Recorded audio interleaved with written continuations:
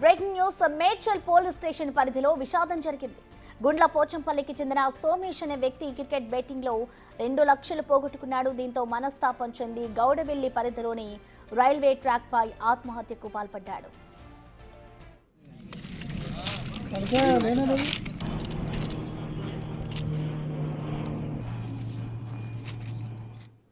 ఈ ఘటనపై పూర్తి సమాచారాన్ని మా ప్రతినిధి సుజాత అందిస్తారు. సుజాత,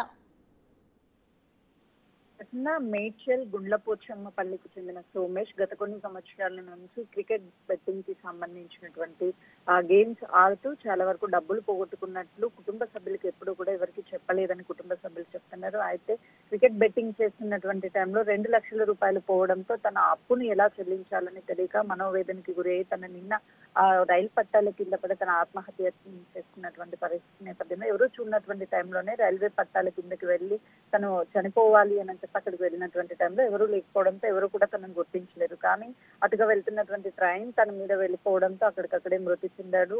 తన శరీర భాగాలు కూడా విడివిడిగా పడిపోవడము, తనతో తీసుకెళ్లినటువంటి మొబైల్ ఇంట్లో బయటికి వెళ్తున్నాను అని చెప్పి ఇంకా తిరిగి ఇంటికి రాకపోవడంతో అనుమానం వచ్చినటువంటి వాళ్ళు పోలీస్ స్టేషన్ లో కంప్లైంట్ ఇవ్వడంతో గౌడవెల్లి రైల్వే స్టేషన్ పరిధిలో తన మృతదేహం కనిపించడం, తన మొబైల్ అదేవిధంగా తన వేసుకున్నటువంటి షర్ట్ వీటన్నిటిని కూడా ఐడెంటిఫై చేసి పోలీసులు సోమేష్ లో గుర్తించారు. కుటుంబ సభ్యులకి సమాచారం ఇవ్వడంతో కుటుంబ సభ్యులు అక్కడికి వెళ్లారు. వాళ్ళు కన్నీరు మున్నీరు అవుతున్నారు. ఎందుకంటే బెట్టింగ్స్ లో డబ్బులు పోగొట్టుకుని ఇంట్లో ఎప్పుడు కూడా చెప్పలేదు. ఒకవేళ 2 లక్షల రూపాయలు పోగొట్టుకున్నా సరే అది ఎలాగలా తీర్చుకునే వాళ్ళమే. కానీ ఇప్పుడు కొడుకుని కోల్పోయాము, తిరిగి తెచ్చుకోలేనటువంటి పరిస్థితి, మా కొడుకు మాకు తిరిగి రాలేడు అనే ఆలోచన కూడా మేము భరించలేకపోతున్నామని వాళ్ళు కన్నీరు మున్నీరు అవుతున్నారు. ఇప్పటికే ఈ బెట్టింగ్ యాప్స్ ప్రభావం అనేది యువత మీద ఎక్కువగా చూపుతుంది. తక్కువ టైంలో ఎక్కువ డబ్బుని ఎర్న్ చేయడానికి బయట నుంచి అప్పులు చేసి లేదు అని అంటే ఇంట్లో ఉన్నటువంటి బంగారాన్ని కుదువ పెట్టి ఈ విధంగా వివిధ రూపాయల్లో అప్పులు తీసుకువచ్చి మరి బెట్టింగ్ యాప్స్ లో పెట్టి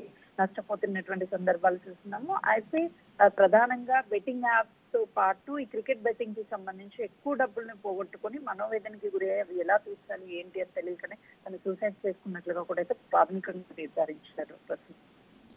థ్యాంక్ యూ సుజాత.